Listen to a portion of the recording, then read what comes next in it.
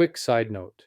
If you are beginning my book audios for the first time on a random chapter location, please you'd want to hear the introductory chapter because it will orient you to the spiritual origins of this book.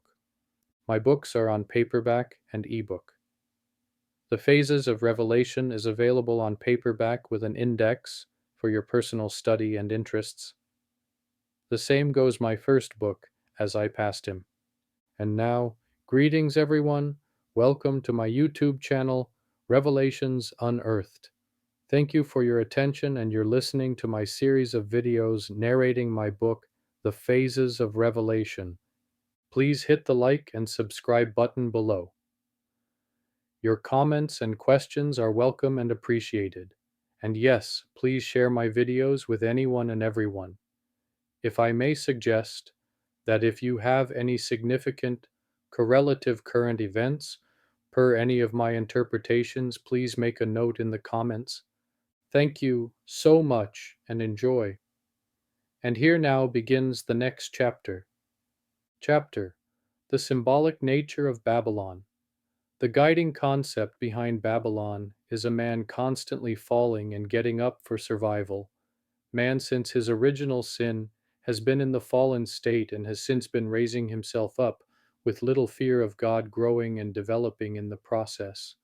The raising up in many fashions has evolved into growing accustomed to the vain state, a state of survival of the fittest and embracing fearlessness, growing apart from God as the predominant ideal. We have merely adapted and have made the best out of the fallen state of the human condition. Man has conditioned himself with an innate acquaintance with his need to get up again and again, time and time again, one trial on top of another, until all material structures reflect his material perfection. This has instinctively accumulated to a point of technological, architectural, scientific, geological, psychological, biological, and medical breakthroughs. This pride has justified creations of man to promote himself, to help others, and empower himself by mere nature of his own doings. It is as if God intended us to develop and grow a necessary trait out of this trial and error condition. It is a process of creation, yet the time elapsed does not let us see God's full intention behind this great suffering. The flock is the cream of the crop, those people that have remained as close to God as they possibly can in light of the distancing and fallen condition. And so on and on continues his ever-increasing appetite for discovery, but yet with a major paradoxical twist in the form of a long-term cost and consequence. Although we do not see the price of what we sow in the here and now, mankind's perspective is a mass denial for the sake of empowering himself with the present rewards of his creations and accomplishments. The long-term effects are not foreseen, and if they are foreseen, then they are to be dealt with when the time arises.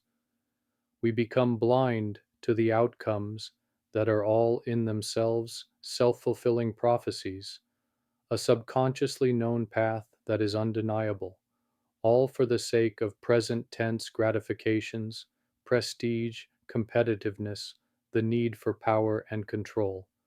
While to God's flock it is a passive restraint from overindulgence and destruction as we can best manage it in light of numerous circumstances. Every accomplishment gives us the empowerment we need to gratify our appetites in a variety of ways from one person to the next. A human race that is racing toward a common theme that escalates and builds itself higher and higher. It is like an ever-increasing standard and quality that sees no end. The buffalo was killed all at once throughout a short period of greed and overindulgence. A nuclear bomb was created and called the peacemaker as the justifying reason for its use. Mankind continues the path. In the present tense, this has amounted to the huge red dragon motif, a deity of evil that is surely headed to its destruction, as Revelation says, beyond moderation, beyond a proper balance, beyond that which God intended, and even beyond fear of God and most dangerously, an overgrown immoral courage, a lack of proper temperament, and misguided moderation. That feeds a huge red dragon or beast up to now. This is the massive appetite of humanity. We do this so much that we then reach a point of no return. We have not put in place a proper institution to regulate human nature and its drive to reach beyond the limits. This is because mankind draws satisfaction, reinforcement, and self empowerment from it. A dependence and preference for the grinding at the mill choice in Jesus' parable that two women will be grinding at the mill, one will be taken, and the other left grinding at the mill, sort of speak. The fact that Christ instituted himself as the sacrifice for this fallen state is part of the necessary refinement and creation completion of mankind. The portions of men that grow and cultivate arrogance do so by choice and quality of their spirituality, if any then is left up to this modern point in time. From this power he shuns the lowly, a segment that imperfectly, but at best properly reflects on simple issues of life and respect for it. He gratefully involves godly interference prior to actions, as opposed to looking to God only after certain behaviors have been engaged in, from whence our own doings instigate a consequence. But of what limits do we reach toward to attain? What limits do we entertain, and which ones do we not entertain? Who questions, and who does not? A mind engages in certain activities while others do not for fear of an outcome, a predicament foreseen by a mind that refrains from such outcomes. And so onward onto a culture and how it defines its priorities. Is God in the formula as first and foremost, or is God just the opiate of the masses, sort of speak? Does God come first before political ideology, or is God placed in a position where he is the guiding principle of political ideologies? This in turn tames this cultural thrust to reflect a humble and moderate outcome. Or do we persist to go beyond the limits because if we do not, then we will be overrun by our enemies? Herein is the test of time and where a guiding rule overwhelms us for the sake of the question of survival. Man must persist as a man of a competitive nature. This evolves as an essential instinct that we must take up as a defense of ourselves and our nation.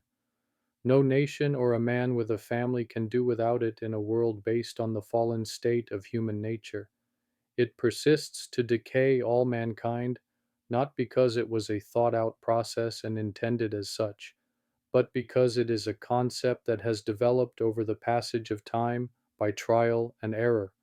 What ways can we embrace that will guide us in a proper direction, but to embrace the ways of God, of which in turn guide us down a path of righteousness? A people taking up such righteousness has somehow grouped itself over time because they shared common interests and suffered similar challenges. As a result of the righteous traits and values they chose to retain, versus groups of people who have migrated toward the very nature of a hostile culture that is evolving a definitive ideology that now guides wicked people. Tested by time and trial and error like a filtering process, we become who we are and how we survive and win over and protect against our enemies. Hope you enjoyed the chapter. Please hit the like and subscribe button below. Your comments and questions are welcome and appreciated. Please share the video or my channel link with anyone and everyone, and thank you for listening and God bless.